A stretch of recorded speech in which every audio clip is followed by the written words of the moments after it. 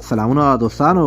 دوه جملې زده کوو دا چې د دې خلکو دلته په اروپا کې د کرسمس شپې ورځې دي، دا خو مطمئن یو چې موږ دا ورځې نشو لمانځلی، خو یوه ګټه ترې کوی شو، استفاده ترې کوی شو، هغه دا ده چې رخصتیانې موږ ته میلاویږي او کولی شو دا د ژمي یخې شپې موږ په کور کې تېرې کړو.